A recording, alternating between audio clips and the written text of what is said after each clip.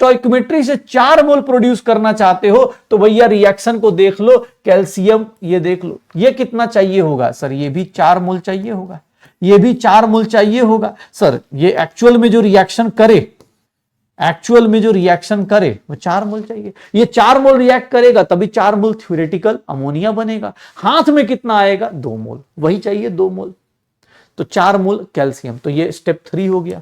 अब स्टेप 3 से हम पीछे की तरफ आ रहे बेटा, हम पीछे की तरफ आ रहे, फिर आओ स्टेप 2 पे। स्टेप 2 पे क्या है सर, कैल्शियम कार्बाइड है प्लस नाइट्रोजन रिएक्ट कर रहा है, कैल्शियम CN2 बना रहा है और प्लस कार्बन, इसकी 100% यील्ड है, मतलब जो आपका एक्चुअल यील्ड है वही आपका थ्योरेटिकल है, मतलब यहां पर जो 4 मोल है यही आपका एक्चुअल भी है और यही आपका थ्योरेटिकल भी है, यही आपका थ्योरेटिकल भी है, क्योंकि आप 100% यील्ड पे हो। मतलब आपको स्टेप 3 में 4 मोल चाहिए तो वो कहां से प्रोड्यूस हुआ होगा, स्टेप 2 में, स्टेप 2 में प्रोड्यूस हुआ होगा। तो 4 मोल के लिए सर कैल्शियम कार्बाइड कितना चाहिए होगा सर, 1 मोल के लिए 1, तो 4 मोल के लिए कितना चाहिए होगा, 4 मोल ही चाहिए होगा सर। ये क्या होगा, एक्चुअल में 4 मोल चाहिए होगा, तो स्टेप 2 में कैल्शियम कार्बाइड मुझे कितना चाहिए, 4 मोल एक्चुअल में चाहिए।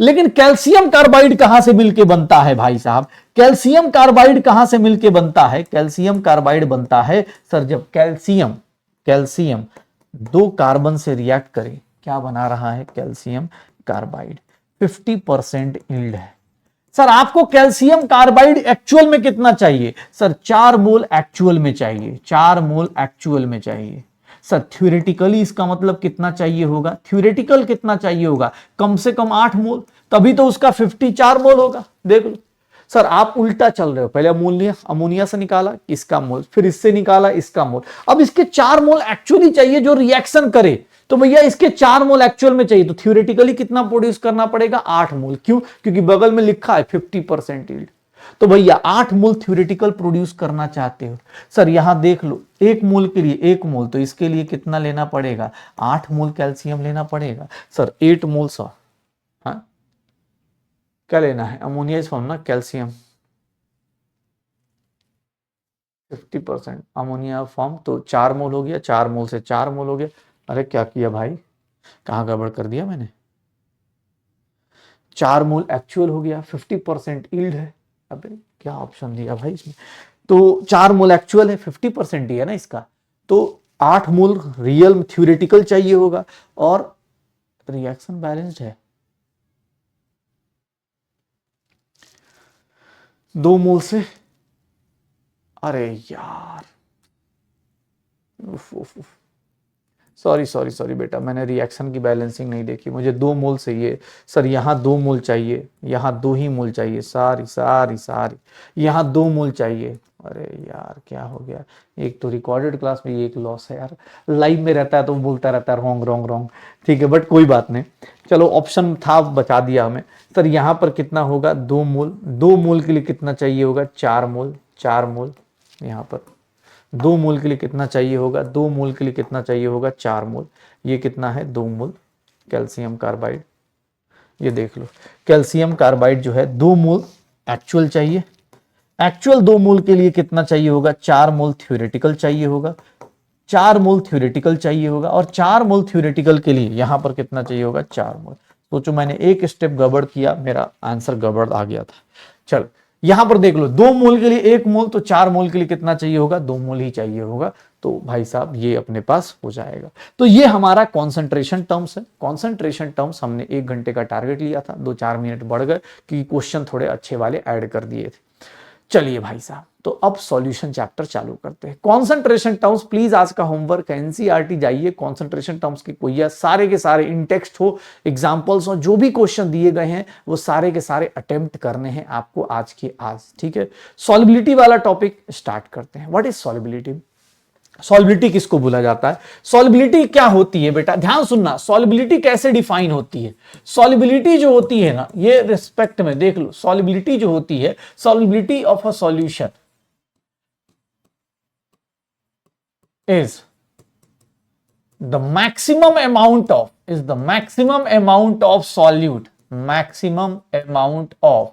solute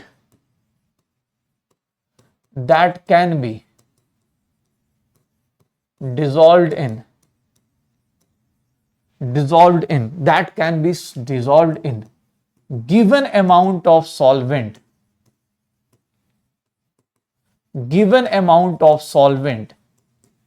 at a given temperature पे जो आपको मिलता है given temperature, ठीक है। Maximum amount of solute that can be dissolved in given amount of solvent at a given temperature. ध्यान सुनना अपने पास, सर सॉल्युबिलिटी जो होती है that is the maximum amount of solute जो हम डिसॉल्व करते हैं given amount of solvent at a given temperature. Solubility को देखोगे तो सॉल्युबिलिटी का यूनिट देखोगे तो यूनिट ऑफ सॉल्युबिलिटी बेटा याद रखिएगा। अब यहां पर देख लो unit of solubility, sir solubility जो होती है ना, सॉल्युबिलिटी सर ये कुछ भी हो सकती है, मोल्स पर लीटर हो सकती है, ग्राम पर लीटर हो सकती है, या फिर हम अलग अलग तरीके से ले सकते हैं सर, मोल फ्रैक्शन भी हो सकती है, मोल फ्रैक्शन भी हो सकती है।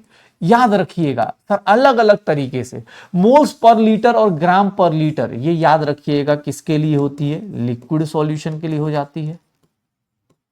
सॉल्युबिलिटी जो होती है बेटा, मोल फ्रैक्शन कब लेते हैं, जब आपके पास क्या होता है, गैसेस होते हैं, गैसेस सॉल्यूशन।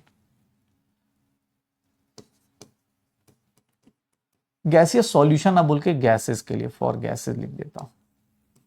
अगर गैसेस हैं तो गैसेस के लिए जो सॉल्युबिलिटी मेजर की जाती है, सॉल्युबिलिटी देखो लिक्विड के लिए मेजर किया जाता है मोल्स पर लीटर, कॉन्सेंट्रेशन ग्राम पर लीटर में मेजर कर लिया जाएगा।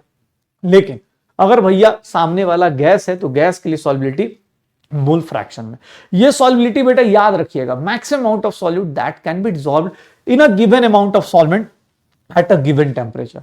इवन आप चाहें तो सॉल्युबिलिटी के ऊपर बेटा याद रखिएगा, सॉल्युबिलिटी के ऊपर टाइप्स ऑफ सॉल्यूशन भी बना सकते हैं आप, types of solution on the basis of solubility. आप सॉल्युबिलिटी के ऊपर टाइप्स ऑफ सॉल्यूशन भी डिफाइन कर सकते हैं। कितने टाइप के, देखो बेटा थोड़ा थ्योरेटिकल पोर्शन अब पढ़ा रहा हूं तो थोड़ा थ्योरी है, नोट्स में ऐड करते चलिएगा, थोड़ा थ्योरी ऐड करते चलिएगा। पहला टाइप जिसको हम बोलते हैं अनसैचुरेटेड सॉल्यूशन। अनसैचुरेटेड सॉल्यूशन बेटा देख लो, अनसैचुरेटेड सॉल्यूशन किसको बोलते हैं sir, solution in which more solute can be added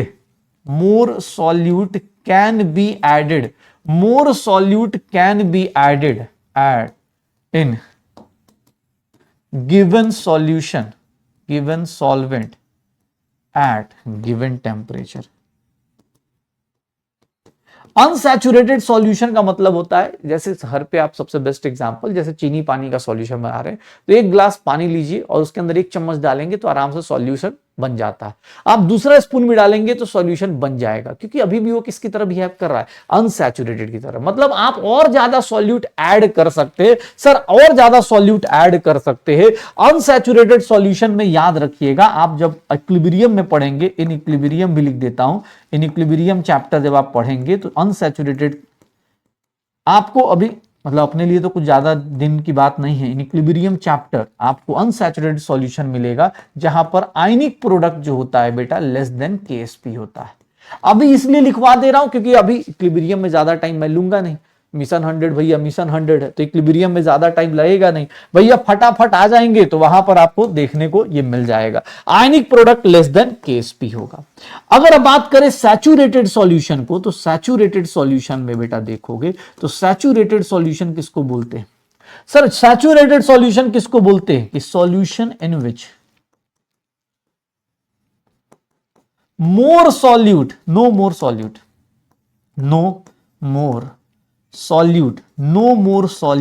can be added, no more solute can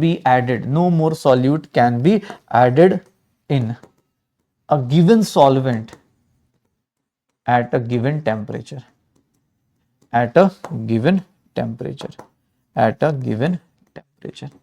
कोई और सॉल्यूट ऐड नहीं कर सकते। मतलब सैचुरेटेड का मतलब क्या होता है, इसको हम लोग बोल देते हैं कि बेटा solution is at equilibrium, solution क्या है, इक्विलिब्रियम पर आ गया है। सॉल्यूशन क्या है, इक्विलिब्रियम पर आ गया है सर, उसकी वैल्यू याद रखिएगा। यहां पर ionic product is equals to KSP हो जाता है। Ionic product is equals to KSP बोल दिया जाता है। तो सैचुरेटेड और अनसैचुरेटेड सॉल्यूशन देख लो, सैचुरेटेड और अनसैचुरेटेड सॉल्यूशन देख लो, तो ये क्या हो जाएगा, सैचुरेटेड और अनसैचुरेटेड सॉल्यूशन यहां पर देख लेना। सैचुरेटेड और अनसैचुरेटेड कहानी देख लो, हो जाएगा। सैचुरेटेड और अनसैचुरेटेड की कहानी देख लो। सैचुरेटेड सॉल्यूशन क्या होगा सर, सैचुरेटेड सॉल्यूशन का मतलब क्या हो गया, जहां पर more solute can be added, sorry no more solute can be added, जहां पर आप इससे ज्यादा ऐड नहीं कर सकते। मतलब अब रिएक्शन कहां चला जा चुका है, इक्विलिब्रियम पर जा चुका है। Ionic product is equals to क्या हो चुका है, KSP हो चुका है। पक्का, ionic product is equals to क्या हो चुका है, KSP हो चुका है। अब अनसैचुरेटेड सॉल्यूशन, सैचुरेटेड सॉल्यूशन बेटा फिर से आपको कहां मिलेगा, इक्विलिब्रियम में। इसी में एक तीसरा टाइप भी आता है बेटा, उसको बोलते हैं super saturated solution. Super saturated solution, super saturated solution. Super saturated solution बेटा किसको बोला जाता है, सुपर सैचुरेटेड सॉल्यूशन किसको बोलते हैं, ध्यान सुनना। जहां पर क्या किया जाता है, सुपर सैचुरेटेड सॉल्यूशन अगर आपको ध्यान रखना हो लाइफ में, नॉर्मल लाइफ में, तो वो बेटा कौन सा होता है, तो आप ना मिठाई की दुकान देखो तो वहां चाशनी बना रहा होता है, ठीक है ना, मिठाई के लिए वो रस जो होती है ना, रसगुल्ले वो डालने के लिए, तो जो होता है ना लिक्विड का सॉल्यूशन बनाता है, उसमें देखो क्या करता है, वो टेम्परेचर हाई कर देता है। और भैया तुम चाहोगे तो 10 लीटर पानी के अंदर एक पूरा बोरिया, वो होता है ना जो एक पूरा क्या बोलते हैं बोरिया या जो भी कट्टा वट्टा होता है, पूरा डाल देगा उसके अंदर। कैसे, क्या करता है, एक बार में नहीं ऐड करता, वो क्या करता है, धीरे धीरे हीटिंग करते रहता है, हीटिंग करते रहता है। तो यहां पर देखोगे sir, solution in which more solute can be added, more solute can be added, more solute can be added to given amount of solvent, given amount of solvent at higher temperature। कहां पर, at higher temperature, at high temperature, temperature क्या होगा यहां पर, high. तो solution तीन type के, एक अपने पास सैचुरेटेड, एक अनसैचुरेटेड, और एक अपने पास, जैसे देख लो ये क्या है, अनसैचुरेटेड सॉल्यूशन है, ये क्या है, अनसैचुरेटेड सॉल्यूशन है, अनसैचुरेटेड सॉल्यूशन है, ठीक है, अनसैचुरेटेड सॉल्यूशन है।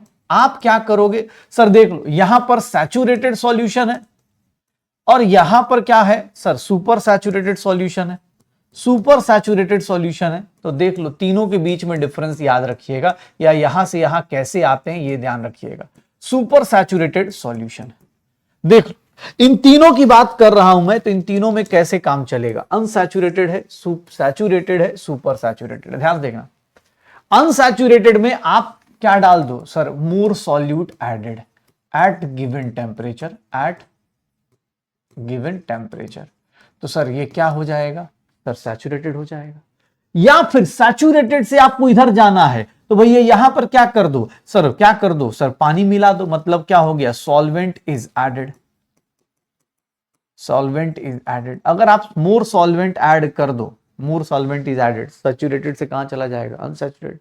सैचुरेटेड है, आपको सुपर सैचुरेटेड जाना है, तो सुपर सैचुरेटेड के लिए क्या होता है sir, more solute is added, more solute is added at more solute is added at high temperature। Temperature क्या कर दो, हाई कर दो। और अगर इधर से इधर आना है तो बेटा क्या करना है आपको सर, फिर से वही सॉल्यूशन क्या ऐड कर दो सर, सॉल्वेंट ऐड कर दो, solvent is added, solvent add कर दो। तो देख लो ये तीन तरीके के सॉल्यूशन होते हैं, याद रखिएगा। हमारे लाइफ में, नॉर्मल लाइफ में हम इन दो सॉल्यूशंस को ही लेके चलते हैं। सैचुरेटेड बेटा, सुपर सैचुरेटेड होता है थोड़ा अलग कॉन्सेप्ट, तो उसको छोड़ दो, हमें सिर्फ दो ही लेके चलना है, सैचुरेटेड और अनसैचुरेटेड लेके चलना है, ठीक है। तो ये छोटी छोटी बातों का ध्यान रखिएगा। सुपर सैचुरेटेड और सैचुरेटेड सॉल्यूशन की बात हम लोग कर रहे हैं, तो इसका ध्यान रखना। हो जाएगा। सॉल्युबिलिटी का मीनिंग समझ में आ गया। सॉल्यूशन कितने टाइप के, 3 टाइप के, अनसैचुरेटेड, सैचुरेटेड। सॉल्युबिलिटी जो मेजर की जाती है बेटा लिक्विड्स के लिए मोल्स पर लीटर, ग्राम पर लीटर, या फिर गैसेस के लिए मोल फ्रैक्शन के टर्म में मेजर की जाती है, मोल फ्रैक्शन के टर्म से मेजर की जाती है। सॉल्यूशन की बात करेंगे फिर से बेटा वही जो आपने एनसीईआरटी में अभी जस्ट एग्जांपल लिया था, वही सारे एग्जांपल दोबारा मत लिख देना। एनसीईआरटी के एग्जांपल्स हैं, कुछ और एग्जांपल्स ऐड हो गए हैं भैया, कुछ और एग्जांपल्स ऐड हो गए हैं, तो वही सेम चीजें हैं, कुछ ऐसा नहीं कि बहुत अलग हो गया। गैसियस सॉल्यूशन, लिक्विड सॉल्यूशन और सॉलिड सॉल्यूशन वही सारे हैं। अब हमें 3 टाइप की सॉल्युबिलिटी पढ़नी है, 3 टाइप की सॉल्युबिलिटी जाननी है। जैसे हमें जानना है solubility of solid in liquid. Solubility of solid in liquid बेटा ये ध्यान सुनना, solubility of solid in liquid. यहां पर ध्यान से सुनोगे कहानी क्या कहता है। सॉलिड इन लिक्विड मतलब यहां पर बेटा रिएक्शन देखो क्या हो रहा है। यहां पर रिएक्शन के टर्म में अगर लिखें तो सॉलिड सॉल्वेंट है, लिक्विड सॉल्यूट, सॉल्यूट है, लिक्विड क्या हो गया बेटा सॉल्वेंट, और ये क्या बना रहा है सॉल्यूशन। ये क्या बना रहा है सॉल्यूशन, ध्यान से देख लो, ये क्या बना रहा है सॉल्यूशन।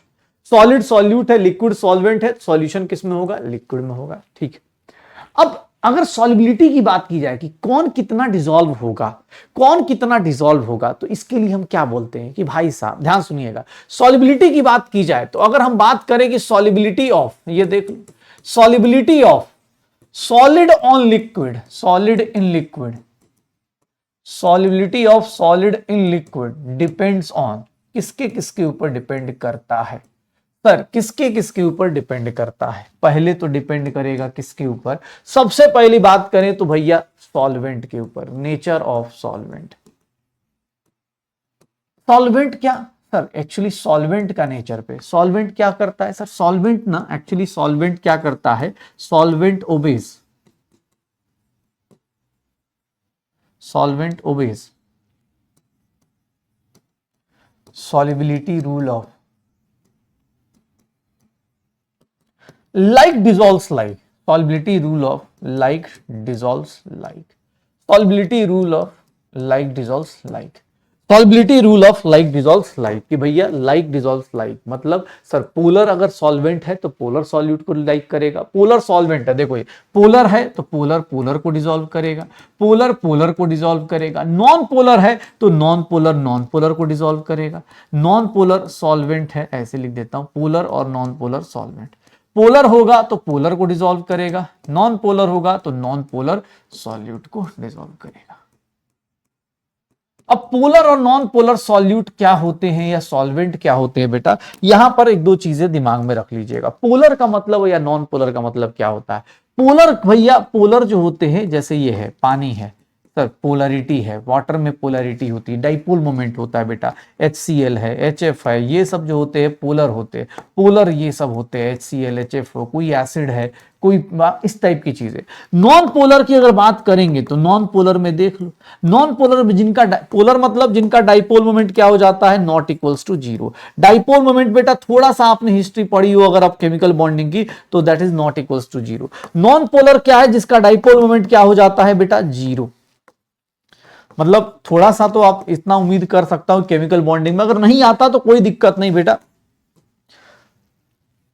2 सेकंड लगेंगे, एक काम करो वीडियो पॉज करके पीडब्ल्यू किसी भी चैनल पे जाके पोलर नॉन पोलर का एक छोटा सा वीडियो होगा, dipole moment bond angle in सब पे डिपेंड करता है।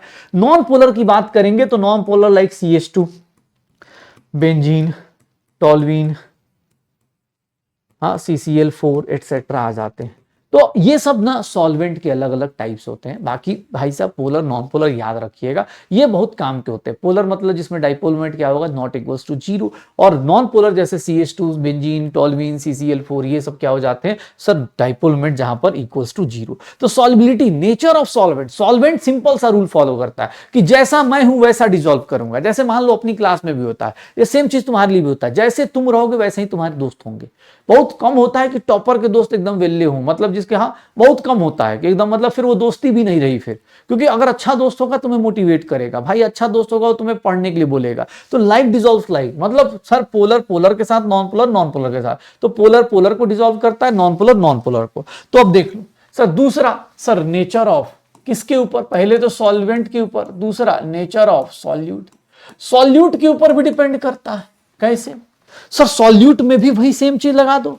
सॉल्यूट कैसा? तो सर सॉल्यूट कैसा है सर? किसकी? सर सॉल्यूट में भी देख लो सर, सॉल्युबिलिटी में क्या होगा? तो अगर भैया आयनिक सॉल्यूट है, आयनिक सॉलिड्स हैं, तो आयनिक सॉलिड्स क्या होते हैं? They are polar in nature.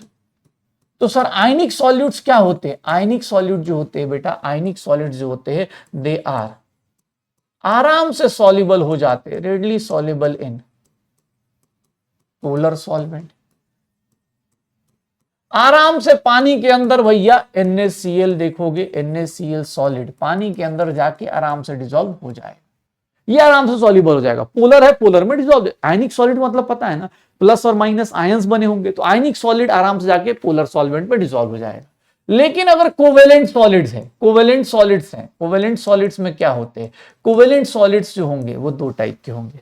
Covalent solids क्या होते हैं? वो दो टाइप के। कोवेलेंट में भी भैया वही जाके आप देखोगे तो पोलर कोवेलेंट होंगे। पोलर कोवेलेंट सॉलिड है तो ये क्या है? जैसे फॉर एग्जांपल ये मान लो लिखा हुआ है polar covalent solid, HCl solid दिया है, HF सॉलिड दिया है, तो ये सब जो होंगे पोलर कोवेलेंट सॉलिड डिसॉल्व्स इन पोलर सॉल्वेंट, आराम से पोलर सॉल्वेंट में डिसॉल्व हो जाएगा। जैसे इन वाटर ले लो, पानी में आराम से डिसॉल्व हो जाएगा। सर इनको पोलर पोलर में डिसॉल्व हो गया, और पोलर के बदले अगर नॉन पोलर सॉलिड आ गया, नॉन पोलर कोवेलेंट सॉलिड, तो याद रखिएगा नॉन पोलर कोवेलेंट सॉलिड किसको बोलते हैं? सर अभी जस्ट एग्जांपल लिखवाया था, non polar covalent solid dissolves in non polar solvent. अब तुमसे कोई पूछ दे, सिंपल सा रूल कोई पूछ दे, नॉन पोलर सॉल्वेंट, जैसे अगर देखोगे CCl4 सॉलिड है, तो बेटा तुम खुद बता दो CCl4 नॉन पोलर है, नॉन पोलर किस में डिसॉल्व होगा?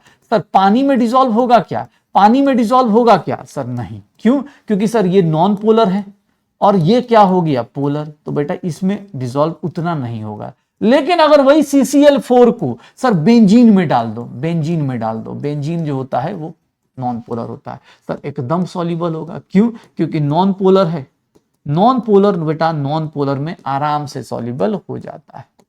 तो सॉलिड हो चाहे लिक्विड हो, इनका एकदम फिक्स्ड है कि भैया जिसका जैसा नेचर, जैसे होता है ना आजकल हम लोग बोलते हैं ना कि भाई जैसे को तैसा, वैसा ही हिसाब है कि जैसे हो वैसे डिसॉल्व करेगा। पोलर हो तो पोलर में डिसॉल्व होगा, नॉन पोलर है तो नॉन पोलर में डिसॉल्व होगा। बीच वाली कहानी यहां पर कुछ नहीं होती कि भैया बीच में कुछ भी कहानी नहीं आएगी। तो पोलर पोलर में डिसॉल्व होता है, नॉन पोलर नॉन पोलर में डिसॉल्व होता है।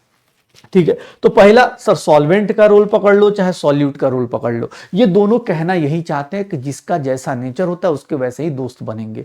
सर दोनों सॉलिड हो चाहे लिक्विड हो, उन दोनों का रूल बहुत सिंपल सा है। तीसरी चीज याद रखिएगा, प्रेशर का इफेक्ट। सर प्रेशर का इफेक्ट याद रखिएगा। प्रेशर का इफेक्ट मतलब sir solubility of solid in liquid, solubility of solid in liquid has no role of pressure, मतलब इसका प्रेशर का कोई इफेक्ट नहीं है। क्यों? क्योंकि sir because solids and liquids are incompressible. Sir pressure का कोई इफेक्ट ही नहीं है, सॉलिड लिक्विड को कोई फर्क पड़ता नहीं प्रेशर से। They are incompressible and no effect of pressure on their solubility. Sir वो इनकंप्रेसिबल है तो उनकी सॉल्युबिलिटी पे इसको कोई फर्क भी नहीं पड़ता। तो याद रखिएगा एनसीईआरटी की लाइन कि भैया ये इनकंप्रेसिबल होते हैं, इनकंप्रेसिबल होंगे तो ये क्या होगा? सॉल्युबिलिटी का कोई फर्क नहीं पड़ेगा। सॉल्युबिलिटी की कोई फर्क नहीं पड़ने वाला, तो प्रेशर का इफेक्ट ये याद रखिएगा। प्रेशर का ये इफेक्ट होता है कि भैया उसका कोई रूल नहीं। बात करते हैं भैया टेम्परेचर का, तो टेम्परेचर का इफेक्ट देखने के लिए, टेम्परेचर का इफेक्ट देखने के लिए बेटा अगर आप एनसीईआरटी पढ़ेंगे तो 12th क्लास में पढ़ते हैं आप सॉल्यूशन, तो वहां पर आपको 11th क्लास का ली चैटलियस पता होता है। लेकिन अभी आपको ली चैटलियस इक्विलिब्रियम नहीं पढ़ा है तो नहीं पता होगा, बट मैं आपको कुछ चीजें यहां बता रहा हूं। जैसे टेम्परेचर का है, टेम्परेचर क्या होता है ना बेटा, याद रखना जब भी टेम्परेचर बढ़ाते हो, टेम्परेचर जब भी ज्यादा कर रहे हो, टेम्परेचर बढ़ाने से बेटा क्या होता है, जैसे आपको सिंपल सी बात है, आप घर पे सबसे बेस्ट एग्जांपल ले लो चाय का। चाय जल्दी जल्दी बॉयल करना है आपको, जल्दी जल्दी बनाना है, ठीक है। तो चाय कैसे जल्दी बनाओगे, एकदम टेम्परेचर ज्यादा कर दो। क्यों? क्योंकि घर पे जो प्रोसेस चाय का फॉलो हो रहा है वो बेटा एंडोथर्मिक रिएक्शन है।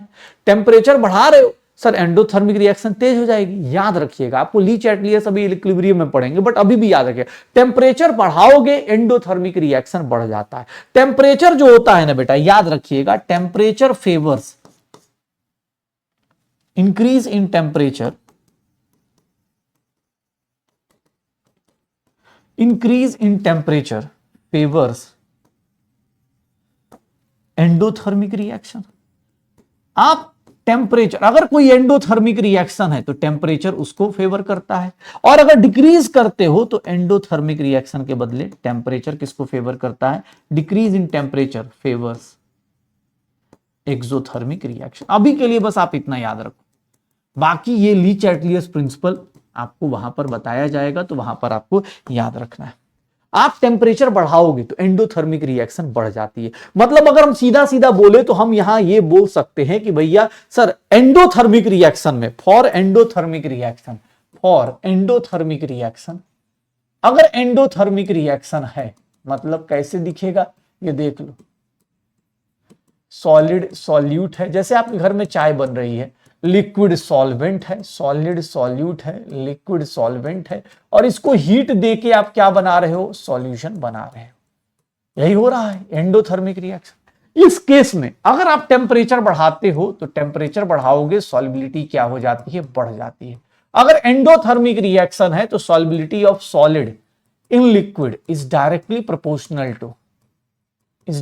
Proportional to temperature. टेम्परेचर बढ़ाओगे सॉल्युबिलिटी बढ़ेगी। जैसे घर पे जो चाय बना रहे हो उसमें चीनी ऐड करने की कोशिश करो, चीनी अगर गर्म है ना, चाय गर्म है तो चीनी ऐड करोगे, सारे के सारे चाय में क्या हो जाएगी, इक्वली मिक्स हो जाएगी। लेकिन उसी चाय को ठंडा हो जाने दो, कप में निकाल लो, और उसके बाद एक एक चम्मच चीनी डाल के देखो हर एक कप में, जैसे मोस्टली हो जाता है, जैसे आज भी सुबह मेरे साथ हो गया कि भाई चीनी डिसॉल्व कर रहा हो, हाँ वो चीनी डिसॉल्व भी नहीं हो पाई, मतलब ऊपर फीका चाय पी रहा हूं, नीचे आते आते मीठी हो जा रही है। लेकिन वही सेम शुगर को आपने हॉट टेम्परेचर पे गर्म टेम्परेचर पे किया होता तो उसकी सॉल्युबिलिटी क्या होती, ज्यादा होती। तो solubility of solid in liquid temperature के डायरेक्टली प्रोपोर्शनल है जब एंडोथर्मिक रिएक्शन है। और एंडोथर्मिक पता है तो यार एक्सोथर्मिक इसके अपोजिट लिख दो यार। एक्सोथर्मिक का मतलब, एक्सोथर्मिक रिएक्शन का मतलब क्या हो जाएगा, एक्सोथर्मिक रिएक्शन का मतलब क्या हो जाएगा कि सर अब यार ये तो एकदम मतलब 9th-10th वाले बच्चे की तरह समझा रहा हूं, एक्सो और इंडो, लिक्विड सॉल्वेंट है। सर एक्सो का मतलब क्या हुआ कि सॉल्यूशन के साथ हीट निकल रहा होगा, सॉल्यूशन के साथ हीट निकल रहा होगा। तो याद रखिएगा सॉल्युबिलिटी जो होगी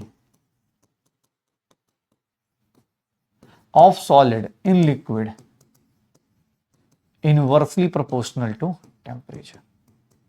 इवन आपका किसी का भी देखोगे, जैसे कोई भी सॉलिड है, आप ग्राफ देख के बता सकते हो, जहां तक सॉल्युबिलिटी बढ़ रही है वहां तक वो रिएक्शन क्या है, एंडोथर्मिक। जैसे ही सॉल्युबिलिटी डिक्रीज हुई, जैसे मान लो कोई सॉलिड है, ये देखो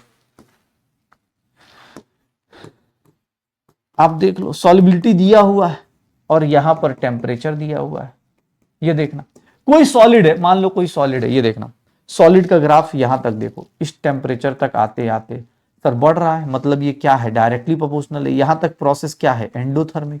लेकिन अगर यहां से आने के बाद डिक्रीज कर गया तो ये क्या हो गया, इसका मतलब यहां पर रिएक्शन क्या हो गया, एक्सोथर्मिक। मतलब वो बेचारा फ्रस्ट्रेट हो गया, बोला भाई साहब। तो ये याद रखिएगा, सॉल्युबिलिटी जो होती है बेटा directly proportional, inversely proportional to temperature. अगर एक्सोथर्मिक है तो डिक्रीज करेगा, एंडोथर्मिक है तो इंक्रीज करेगा। अब कोई पूछे ऐसा कैसे हो गया, बेटा उसके रीजंस होते हैं।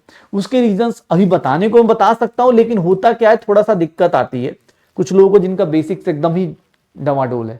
अदरवाइज क्या होता है ना बेटा, आप सॉल्यूशन जब सॉल्युबल बनाते हो ना तो यहां पर 2-3 टाइप की एनर्जी होती है। किसी को लगे कि सर ऐसे कैसे एंडो एक्सो आ जाएगा, बेटा यहां पर ना आप इसको तोड़ते हो, पहले आप इसको तोड़ते हो, Na+Cl-, ये तोड़ने में आप क्या करते हो, एनर्जी देते हो। ये जो प्रोसेस होता है ना एंडोथर्मिक होती है, लैटिस एनर्जी होती है। और यहां से यहां जाते हो ना तो वो एक्सो होती है। तो इसीलिए वो ऐसे ग्राफ ऊपर नीचे हो सकता है। कुछ सॉलिड का ग्राफ क्या होगा, ऐसे ही चला जाएगा, मतलब ये क्या है, हमेशा एंडोथर्मिक है। कुछ सॉलिड का ग्राफ हमेशा ही नीचे आएगा, तो हमेशा ही एक्सोथर्मिक है। तो इसीलिए बोला सॉलिबिलिटी जो होती है वो डिपेंड करती है टेम्परेचर के रिस्पेक्ट में। देखोगे एंडोथर्मिक में हमेशा इंक्रीज करेगी, एक्सोथर्मिक में हमेशा डिक्रीज करेगी। एंडो एक्सो कैसे आता है वो आपके सामने है। अभी कुछ लोगों को ये नहीं पता लैटिस एनर्जी क्या होती है, ये हाइड्रेशन एनर्जी क्या होती है, इसलिए मैं ज्यादा इसके डीप में नहीं जा रहा हूं। बाकी जिनको पता चल रहा है बेटा ये लैटिस एनर्जी है, तोड़ने में एनर्जी देनी पड़ती है, एंडोथर्मिक है, यहां एनर्जी रिलीज होती है।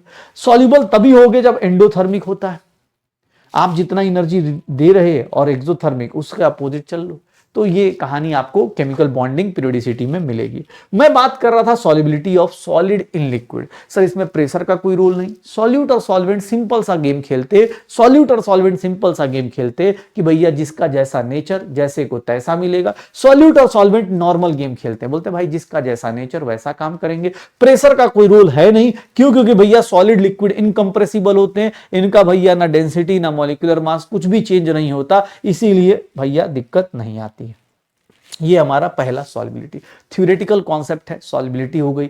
Solubility of solid in liquid बेटा नॉर्मल सा छोटा सा कॉन्सेप्ट, लेकिन ये है बेटा यहां से अब न्यूमेरिकल चालू होते हैं। न्यूमेरिकल आज नहीं चालू करूंगा, कल, क्योंकि अब टाइम थोड़ा कम ही बचा है। ज्यादा लंबा खींचूंगा तो हाँ तुम बेहोश ना हो जाओ, ऐसी फिजिक्स में लंबी क्लास होती है। तो हम लोग भाई अपने टाइम पे ही चल रहे हैं। आज कॉन्सेंट्रेशन टर्म पूरा रिवाइज करना है। थ्योरी में एनसीईआरटी की थ्योरी पूरी वहां तक पढ़नी है, ये वाली थ्योरी रहने देना। इसके से पहले जितनी भी थ्योरी दी गई है एनसीईआरटी में सारा रिवाइज करोगे, पढ़ोगे बेटा, डेली का डेली करते जाओ। क्योंकि मतलब अगर आज बोलते हैं ना कि भाई साहब 13 जनवरी है तो 13 जनवरी का काम 13 जनवरी को फिनिश कर लो, एक सिंपल सा लॉजिक लगाओ, जैसे को तैसा, सीधी सी बात है। 13 जनवरी का काम 13 जनवरी को फिनिश करेंगे, 14 पे नहीं लेके जाएंगे। ठीक है, तो शुरू करते हैं। Solubility of gas in liquid. Gas in liquid की बात करें बेटा तो गैस इन लिक्विड का मतलब क्या हो गया कि सर यहां पर वो क्या बोल रहा है, गैस सॉल्यूट है, गैस सॉल्यूट है और लिक्विड क्या है, सॉल्वेंट है। गैस सॉल्यूट है और लिक्विड क्या है, सॉल्वेंट है। गैस सॉल्यूट और लिक्विड सॉल्वेंट को मिला रहे हैं तो बेटा ये सॉल्यूशन बनता है। और याद रखिएगा ये हमेशा एक्सोथर्मिक रिएक्शन होती है, always exothermic. This reaction is always exothermic. ये जो होगा ऑलवेज एक्सोथर्मिक, मतलब यहां पर एनर्जी हमेशा आप लूज ही करोगे इस रिएक्शन में। जब भी करोगे डेल्टा एच हमेशा लेस देन 0 आएगा। एक्सोथर्मिक मतलब एनर्जी रिलीज ही होगी। क्यों? अरे भैया तुम सोच रहे हो कितनी बड़ी काम कर रहे हो, गैस है, रैंडम इंसान को पकड़ के तुम कहां डाल रहे हो, लिक्विड के अंदर, तो भाई साहब वो हमेशा एनर्जी क्या करेगा, रिलीज ही करेगा। Dissolution of gas in liquid याद रखिएगा हमेशा एक्सोथर्मिक। और इसी के ऊपर अब मैं पहला फैक्टर भी बता देता हूं, क्योंकि अभी जस्ट बताया था solubility of gas in liquid depends on solubility of gas in liquid. अगर हम बात करें तो किसके किसके ऊपर डिपेंड करता है, सबसे पहले तो हम टेम्परेचर की ही बात करेंगे। क्यों? क्योंकि अभी जस्ट करा है, टेम्परेचर की ही बात कर लेते हैं। टेम्परेचर की बात सर तुम्हें पता है एक्सोथर्मिक रिएक्शन में अभी जस्ट बताया था कि भैया ली चैटलियस, अगर नहीं पता है तो भी याद रखना, एक्सोथर्मिक रिएक्शन में टेम्परेचर को कम होना चाहिए। सर याद रखिएगा solubility of gas in liquid, क्योंकि एक्सोथर्मिक रिएक्शन है तो भैया gas in liquid is always inversely proportional to temperature. जितना कम टेम्परेचर होगा उतना ज्यादा गैस डिसॉल्व होगा, जितना कम टेम्परेचर होगा। क्यों? क्योंकि ये रिएक्शन क्या है, एक्सोथर्मिक है। आप हमेशा एनर्जी लूज कर रहे हो, तो इसीलिए टेम्परेचर कम रखना है ताकि आप ज्यादा से ज्यादा सॉल्युबल हो पाओ। इसका अगर डायरेक्ट एप्लीकेशन देखना हो तो एप्लीकेशंस बेटा इसका डायरेक्ट एप्लीकेशन बताता हूं। कौन सा? आप जितने भी सॉफ्ट ड्रिंक्स पीते हैं, कार्बोनेटेड ड्रिंक्स में क्या होता है, आप जो Thums Up, Pepsi, Coca Cola पी रहे हैं, कार्बोनेटेड ड्रिंक्स में क्या होता है, CO2 गैस होता है। जितने भी आप कोल्ड ड्रिंक पी रहे हो, कार्बोनेटेड ड्रिंक्स पी रहे हो, कार्बोनेटेड ड्रिंक्स में बेटा क्या होता है, carbonated drinks CO2 gas in liquid, CO2 gas in liquid. Sir इसकी जो होती है इज मोस्ट प्रेफर्ड। आप कब पीते हो, हाई टेम्परेचर पे पीते हो या लो टेम्परेचर, एकदम चिल्ड पीते हो ना भाई साहब, most preferred at low temperature. क्यों? क्योंकि जितना कम टेम्परेचर होगा बेटा, जितना कम टेम्परेचर होगा उतना ज्यादा गैस इन लिक्विड डिसॉल्व हो जाएगा। देखोगे क्या कार्बोनेटेड ड्रिंक्स, जितने भी सॉफ्ट ड्रिंक्स की बॉटल्स आती हैं, उनको हम कभी धूप में रख के सीधा नहीं पी लेते, हमेशा फ्रिज से निकाल के पीते हैं, लोअर टेम्परेचर पे पीते हैं। क्यों भाई? बॉटल तो बंद है, गैस कहां बाहर निकल जाएगी, नहीं निकलेगी। लेकिन गैस जो है ना बेटा, कार्बोनेटेड ड्रिंक्स की बॉटल देखोगे बीच में इतना स्पेस होता है, वो जानबूझ के स्पेस छोड़ा होता है। आप कभी थम्सअप की बोतल देखो 1 लीटर की, और कभी तेल की बोतल देखो, ऑयल की बोतल देखो घर में, सर थम्सअप की बोतल देखो इतना स्पेस छोड़े होगा, लेकिन तेल वाले में देखो एकदम गले तक भर के रखेगा। क्यों? क्योंकि इसमें गैस है। सर जितना टेम्परेचर कम करोगे उतना ज्यादा गैस क्या होगा, लिक्विड में डिसॉल्व होगा। मतलब चिल्ड कोल्ड ड्रिंक जैसे पियोगे, देखोगे उसमें से बुलबुले निकलेंगे। अगर कोई बहुत ठंडा कोल्ड ड्रिंक है ना, तो उसको पानी में ग्लास में डालो, ठीक है, तो देखो उसमें से बुलबुले निकल रहे होंगे। आप कोल्ड ड्रिंक पीते ही इसीलिए हो ताकि वो गैस ही तो बाहर आती है। CO2 गैस अच्छी चीज तो है नहीं, हम तो दिन रात एक्सेल कर रहे हैं, बट CO2 गैस हम लेते हैं। कोल्ड ड्रिंक और कोई पूछे मतलब नॉर्मल ड्रिंक में डिफरेंस क्या है, यही गैस, मजा आता है, फ्रिज आती है एकदम तगड़ी वाली, ठीक है। दूसरा एप्लीकेशन बेटा ध्यान रखिएगा, जितने भी एक्वेटिक स्पीसीज हैं, जितने भी एक्वेटिक स्पीसीज हैं, देखोगे ना, जैसे मछलियों को देखोगे तो ज्यादा खुश रहती हैं किसमें, ठंडे पानी में। They are aquatic species are more comfortable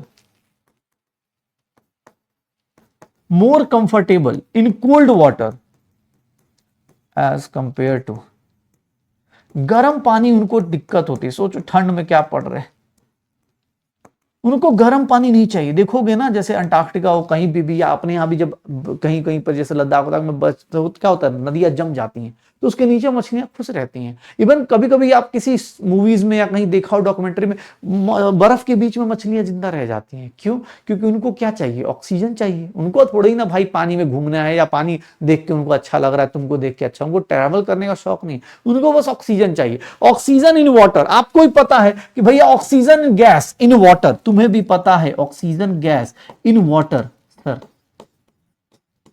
sir ये देख लो, सॉल्युबिलिटी अगर हम बात करें इनकी, तो ये भी क्या होगा, इनवर्सली प्रोपोर्शनल टू टेम्परेचर हो जाएगा। जितना कम टेम्परेचर उतना उनको ऑक्सीजन ज्यादा मिलेगा। आराम से बर्फ बना पड़ा है, रिवर में बर्फ, एकदम नदियां जमी पड़ी हैं और उसके अंदर मछलियां मस्त घूम रही हैं। क्या सही मौसम है। हाँ, हम लोग उल्टा देख रहे हो, कपड़े पे कपड़ा पहन के बैठे हुए, फिर भी ठंड लग रही है। कुछ तो ऐसे ठंड वाले मानव है, किताब पढ़ते हैं एकदम, हाँ, ग्लव्स लगा के कि सर, हाँ, फिर पेज पलटते पलटते कब पलट जाते हैं पता ही नहीं चलता। मछलियों से सीखो, they are more comfortable in cold water. हाँ, हम लोग बहुत सारे लोग होंगे अभी ऐसे पढ़ रहे होंगे, ऐसे कुछ लोग तो मिशन 100 ऐसे देख रहे हो, हाँ पढ़ा रहा है, ठीक, हाँ ये आता है, हमको तो आता है, ये कर लेंगे। थोड़ा ये यार ये वाला बोरिंग होता है, तो थोड़ा सा 2 मिनट सो जाते हैं, 2 मिनट का ब्रेक लेते हैं। 2 मिनट के ब्रेक में बेटा केमिस्ट्री की क्लास निकल जाएगी। मतलब होता होगा ऐसा कोल्ड, हमारे यहाँ उल्टा होता है। हमारा दिमाग जो होता है बेटा, हमारा दिमाग कब चलता है, ठंड में तो चलता ही नहीं है। ठंड में तो भाई साहब खाली नींद आती है, सॉल्बिलिटी जो होती है दिमाग में कम पड़ जाती है, कम समझ में आता है। ऐसा है क्या बेटा, याद रखना भाई साहब, तुम्हारे ये सब लॉजिक मत लगा देना। तुम्हारा टेम्परेचर कोई भी हो, तुम्हारे दिमाग में कॉन्सेप्ट की सॉल्बिलिटी होनी चाहिए, हमेशा बढ़नी चाहिए भैया, कोई भी हो। अब देख लो, धीरे धीरे करते करते चैप्टर यहां तक आ गया है। कॉन्सेंट्रेशन टर्म्स भैया देख लो, पहला इफेक्ट क्या है सर, टेम्परेचर का इफेक्ट। अच्छा, दूसरा इफेक्ट कोई पूछ दे, अब बोलते बोलते मुझे भी ठंड लगने लगी यार। हाँ भाई साहब, हाथ ठंडे हो गए यार। चलो कोई नहीं यार, लिख रहे फिर भी यार, फिर कैसे हो गया है, देखो सो जाएगा क्या, चलो क्या पढ़ोगे यार, ये सब तो रखा ही मुंह माया है, ये सब क्या है, ये सब कुछ नहीं है। चलो सोया जाए, और क्या, बैच वहां लेक्चर बंद किया जाए, सो जाए। ऐसा होता तो सही रहता ना यार, नींद नहीं, नॉलेज ट्रांसफर हो जाता है। सोच रहे हो कितना मजेदार काम। चलो सॉल्युबिलिटी, टेम्परेचर हो गया। दूसरा सर, यहां पर नेचर ऑफ सॉल्वेंट की बात करें तो यहां पर भैया फिर से सॉल्वेंट क्या है, लिक्विड है। तो लिक्विड का सॉल्वेंट वही सेम चीज। सर सॉल्वेंट क्या फॉलो करेगा, सॉल्वेंट ओबेज। यहां पर भैया वही सब चलेगा, लाइक डिसॉल्व्स लाइक। यहां पर इसका कोई फर्क पड़ता नहीं है इनको भैया, इस बात से कोई ज्यादा फर्क पड़ेगा नहीं। तो नेचर ऑफ सॉल्वेंट से इस केस में ज्यादा फर्क नहीं पड़ता, बट नेचर ऑफ गैस से जरूर फर्क पड़ता है। नेचर ऑफ गैस से जरूर फर्क पड़ता है सॉल्युबिलिटी के ऊपर। भैया याद रखिएगा, जो गैसेस जिनके अंदर, याद रखिएगा गैस कैसा है, गैस को लिक्विड में डिसॉल्व करना। आप देखोगे, आप कार्बोनेटेड ड्रिंक्स आपको डेली लाइफ में हर एक जगह दिख जाएंगे, थम्स अप, कोल्ड ड्रिंक, ये सब दिख जाएंगे, बट ऑक्सीजनेटेड ड्रिंक्स नहीं दिखेंगे। कार्बोनेटेड ड्रिंक्स देखोगे बहुत सस्ते में आराम से हर एक जगह, सोडा वाटर से लेकर हर एक जगह कार्बोनेटेड ड्रिंक्स मिल जाएंगे। लेकिन आप कहीं सर्च करो, आप एक हो सके तो सर्च करना ऑक्सीजनेटेड चाहिए। सर ऑक्सीजनेटेड भाई साहब वाटर मांगोगे ना तब भी नहीं मिलेगा सर, महंगा मिलेगा। क्यों? ऑक्सीजन गैस पानी में डिजोल्व, कार्बन डाइऑक्साइड आराम से डिजोल्व हो जाता है। क्यों? क्योंकि सर ध्यान से सुनिएगा, कुछ गैसेस जो होती हैं याद रखिएगा, easily liquefiable gases, easily liquefiable gases, liquefiable gases, easily liquefiable gases मतलब क्या होता है सर? ऐसी गैसेस जो आराम से लिक्विफाई हो जाए sir, they are more soluble, easily liquefiable gases are more soluble in liquid solvent. और कैसे पहचानेंगे किसी लिक्विफिएबल गैस को? तो लिक्विड सॉल्वेंट, ठीक है। इजिली लिक्विफिएबल गैस को आइडेंटिफाई करना हो तो उनका क्या होता है? जिन गैसेस का, gases having high intermolecular force, intermolecular force जिनका ज्यादा हो। कोई गैस कब लिक्विफाई होगी? बताओ, गैस और लिक्विड में क्या डिफरेंस है? गैस में क्या होता है? मॉलिक्यूल्स के बीच में इंटरमॉलिक्यूलर फोर्स कम होता है। गैस कौन सी स्टेट है? जहां मॉलिक्यूल्स दूर दूर तक फैले हुए।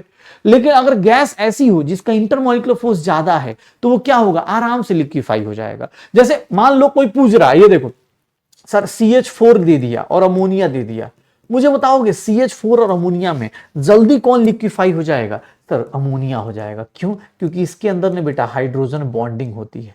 अब थोड़ा सा जो केमिकल बॉन्डिंग जिनको नहीं आती है, ऐसे तो आना चाहिए मिशन 100 में, लेकिन यार 11th में थोड़ा बहुत तो पता होगा कि अमोनिया में केमिकल बॉन्डिंग होती है, हाइड्रोजन बॉन्डिंग होती है, कोवेलेंट बॉन्ड के साथ साथ एक एक्स्ट्रा बॉन्ड होता है।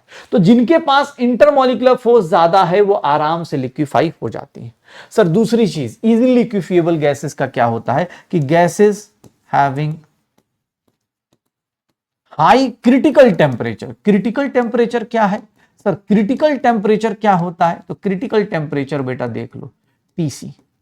क्रिटिकल टेम्परेचर अगर मैं डिफाइन कर दूं तो क्रिटिकल टेम्परेचर बेटा देखो कैसे डिफाइन होता है, उससे आपको पता चल जाएगा। क्रिटिकल टेम्परेचर का मतलब क्या होता है? टेम्परेचर अगर क्रिटिकल है ना तो भैया अगर तुम्हारा temperature less than greater than TC है, अगर तुम्हारा टेम्परेचर ग्रेटर देन TC है तो यहां पर क्या होगा? गैसेस एग्जिस्ट करेंगे।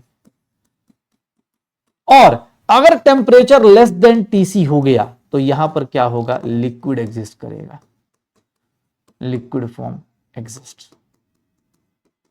सर याद रखिएगा ये छोटा सा concept, what is critical temperature? तो temperature below which a gas exists as liquid।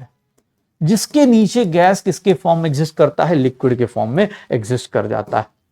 मतलब क्रिटिकल टेम्परेचर आपका ज्यादा होना चाहिए। क्रिटिकल टेम्परेचर क्या है? जिसके नीचे गैस किसके फॉर्म में रहे? लिक्विड फॉर्म में। ऊपर कैसे रहे? गैस फॉर्म में।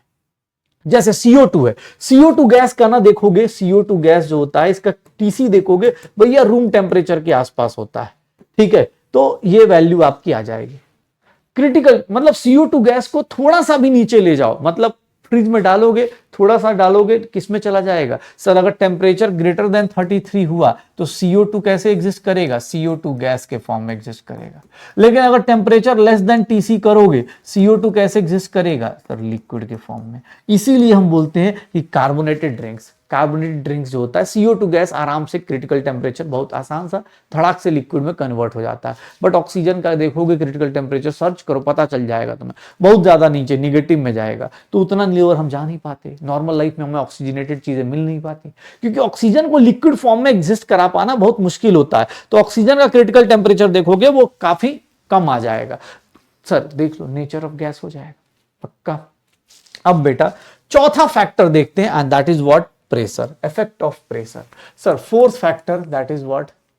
Effect of pressure. और इफेक्ट ऑफ प्रेशर के लिए मैं एक लॉ बताता हूं, इफेक्ट ऑफ प्रेशर के लिए एक लॉ बताता हूं, that is what? Henry's law. Henry's law बेटा देख लीजिएगा, हेनरीज लॉ क्या कहता है कि sir at a constant temperature the solubility of a gas in a liquid is directly proportional to partial pressure of the gas present above the surface। मतलब जो solubility है गैस की in liquid, solubility of gas जो है, solubility of gas in liquid sir वो directly proportional है sir directly proportional है किसके sir, partial pressure of gas. Pressure कितना है आपके ऊपर, pressure of, partial pressure of gas. Solubility जो होगी बेटा directly proportional to partial pressure of gas. Solubility is directly proportional to pressure. अब बेटा अगर सॉल्बिलिटी का अगर मैं ऐसे लिख दूं S1 by S2 P1 by P2, sir ये फॉर्मूला लिख सकता हूं, एनी यूनिट। और अगर मैं बात करूं P1 और P2 एनी यूनिट, बस रेशियो क्या कर सकते हो दोनों का, सॉल्बिलिटी का डायरेक्टली प्रोपोर्शनल टू प्रेशर। सॉल्बिलिटी जो होती है बेटा वो आप किसी भी टर्म में मेजर कर सकते हैं, पक्का।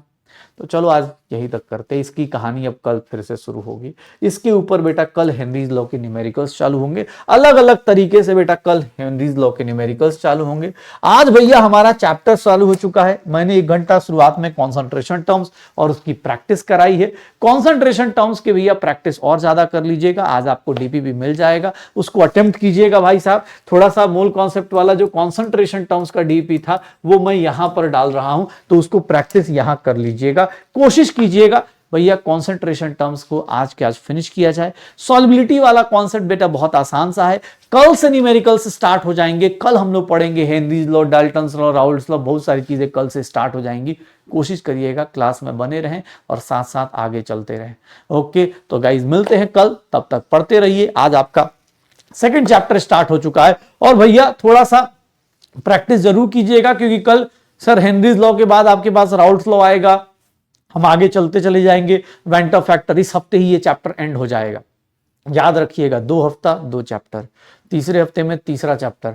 भैया आप सोच भी नहीं सकते हो उस स्पीड से हम लोग चल रहे हैं, क्योंकि याद रखिएगा जब मिशन बहुत बड़ा होता है तो स्पीड भी बड़ी रखनी होती है, ठीक है। तो कोशिश कीजिएगा एकदम मिशन भूलना नहीं है, हाँ, क्योंकि जो मंजिल को भुला के जिया तो क्या जिया, ऐसे ही कुछ डायलॉग एक बहुत बड़े छोटे आत्मा ने बोला था, बहुत बड़े छोटे आत्मा ने बोला था ऐसा ही कि मंजिल को भुला के जिया तो क्या जिया, कुछ तो था कि मतलब जो भी है ऐसा ही कुछ, तो उस मोटिवेटिंग लाइन को याद रखिएगा और मंजिल को भूलिएगा नहीं, मिशन को भूलिएगा नहीं। उम्मीद है भैया कल पूरा रिवाइज करके आप आएंगे। कल से भैया सॉल्यूशन की सॉल्बिलिटी के ऊपर को न्यूमेरिकल्स आने वाले, कल से इस चैप्टर का न्यूमेरिकल आने वाला है। आज आप बस पुरानी चीजों को रिवाइज कर रहे।